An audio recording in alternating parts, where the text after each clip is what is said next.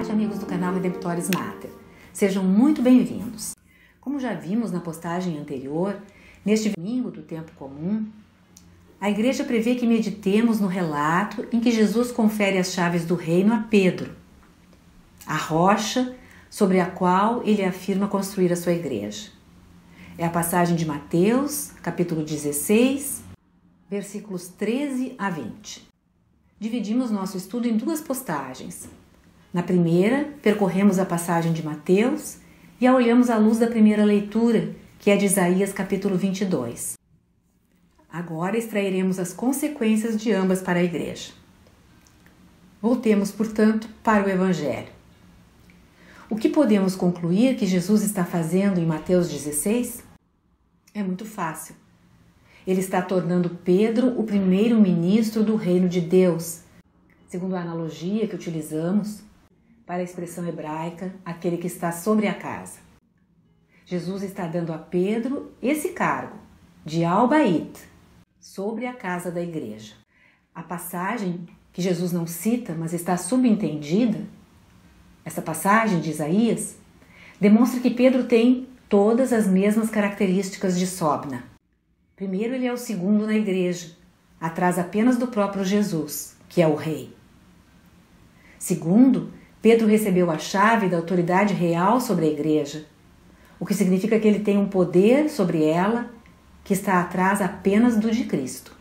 Terceiro, Pedro atua como um pai para a igreja, e é por isso que se tornou muito comum na igreja antiga referir-se a ele, o bispo de Roma, como o papai, como o papa. Quarto, esse poder é um poder de tomar decisões vinculantes. Ele tem autoridade de ensino sobre a igreja. No judaísmo, quando os intérpretes da lei, os escribas e fariseus, ensinavam algo obrigatório, todos precisavam acreditar e agir segundo o que eles diziam. Só se não se tratasse desse tipo de ensinamento é que era permitido que as pessoas tivessem uma diversidade de opiniões sobre o assunto. Aliás, Jesus mesmo fala disso no próprio Evangelho de Mateus, no capítulo 23. Ele diz que os fariseus amarram fardos pesados que as pessoas não conseguem suportar, que façam o que eles dizem, mas não o que eles fazem. Jesus está se referindo à linguagem da autoridade de ensino dos fariseus, porque seus ensinos eram considerados obrigatórios.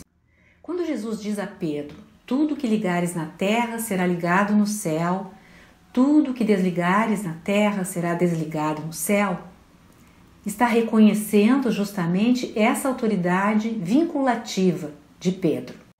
Jesus está usando termos técnicos que os rabinos usavam para se referir ao ensino autorizado da Torá e dos profetas. Ligar e desligar, amarrar e soltar. E Jesus está transferindo esse poder de autoridade de ensino dos professores judeus para o próprio Pedro. Segundo Jesus, tudo o que Pedro ensinar será ratificado por Deus no céu. Tudo o que Pedro liga ou amarra na terra está ligado no céu. E tudo o que Pedro desliga na terra é desligado no céu. É uma autoridade radical de ensinar que Jesus está dando a Pedro quando lhe dá o poder de ligar e desligar. Há uma outra consequência dessa alusão subentendida de Jesus ao capítulo 22 de Isaías, que, aliás, é bom referir, é o único texto bíblico que tem todos esses paralelos com Mateus 16.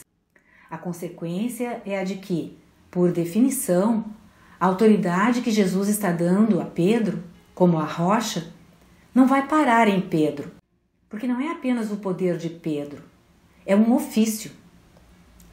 Desse modo, assim como depois de Sobna, o ofício passou para ele assim, conforme vimos na primeira leitura, depois que Pedro morrer, o ofício e a autoridade e o poder e o papel de pai e as chaves serão passados para o sucessor de Pedro. Lembremos que Pedro morreu em Roma e foi o bispo de Roma. Os sucessores de Pedro, os bispos de Roma, vão se tornar o que hoje chamamos de papas. São os pais da igreja, agem como pais da Igreja Universal. Estão logo depois de Cristo, o próprio Rei.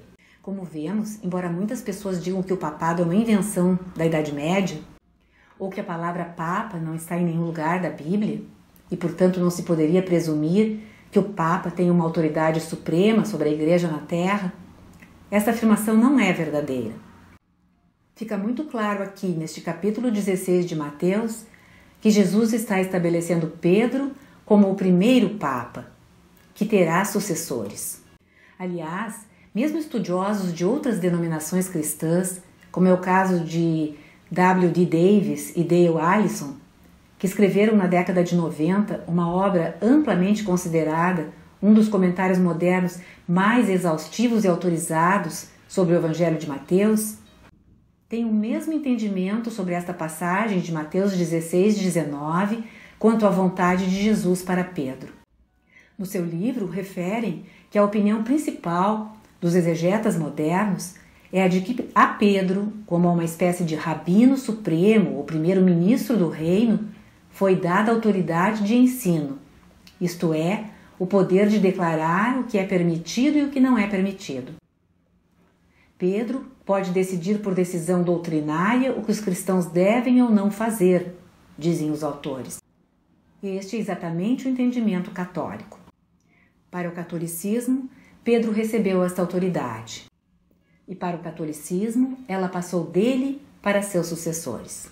Se esses autores citados estão certos e Pedro é o primeiro-ministro, por definição ele tem que ter sucessores.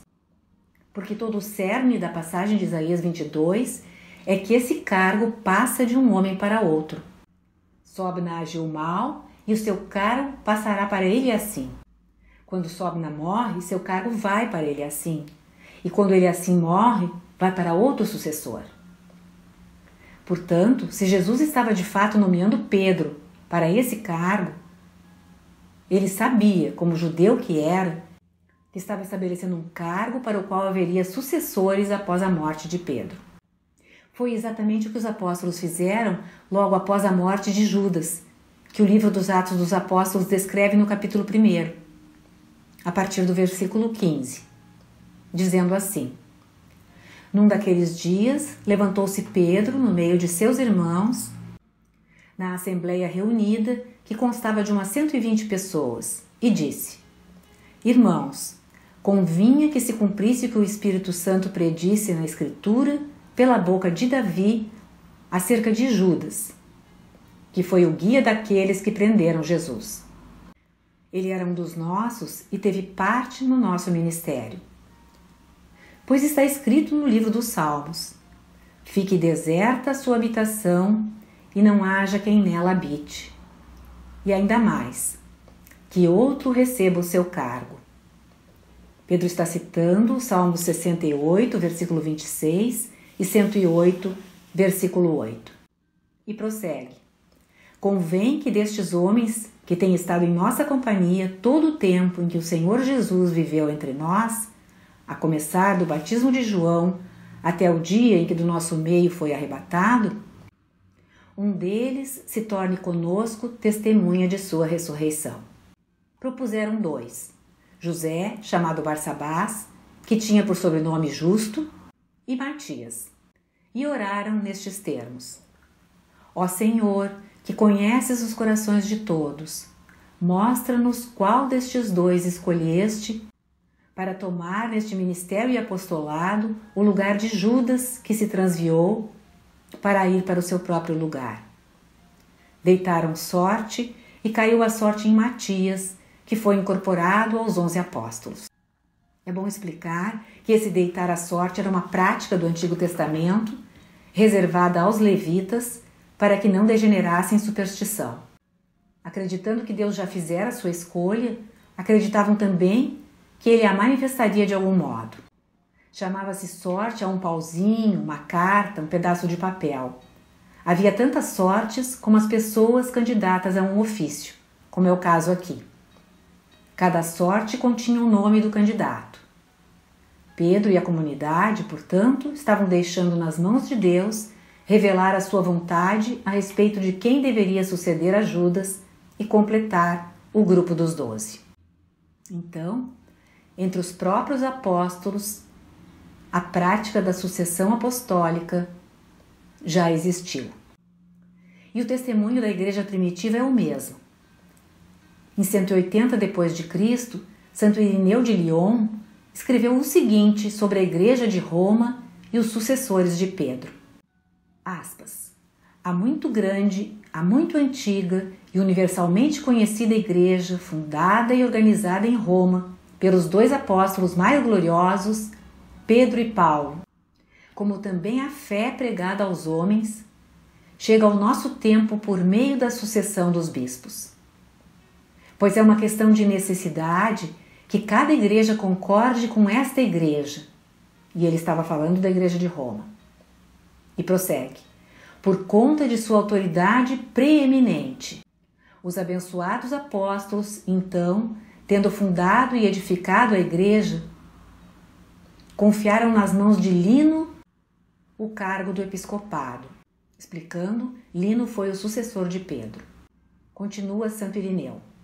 A ele sucedeu Anacleto, e depois dele, em terceiro lugar, Clemente. A este Clemente sucedeu Evaristo. Alexandre seguiu Evaristo. Então, sexto dos apóstolos, Sisto foi nomeado. Depois dele, Teléforos, que foi gloriosamente martirizado. Então, Higino. Depois dele, Pio. Depois dele, Aniceto. Tendo Sóter sucedido Aniceto, Eleutério, agora, no 12º lugar dos apóstolos, detém a herança do episcopado. Nesta ordem e por esta sucessão, a tradição eclesiástica dos apóstolos e a pregação da verdade vieram para nós. E esta é a prova mais abundante de que existe uma única e mesma fé vivificante, que foi preservada na Igreja desde os apóstolos até agora e transmitida na verdade. Fechamos aspas.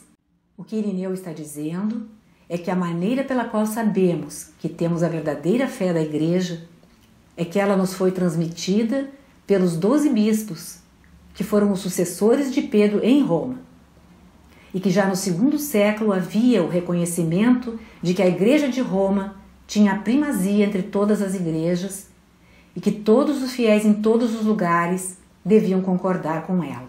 Portanto, o papado não é uma invenção medieval. É algo estabelecido pelo próprio Jesus em Pedro como a pedra fundamental de sua igreja.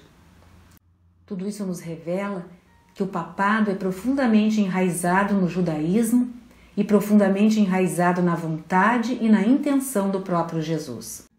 Digamos ainda que é verdade que todos os bispos, como sucessores dos demais apóstolos, também têm autoridade para ensinar, conforme Mateus 18.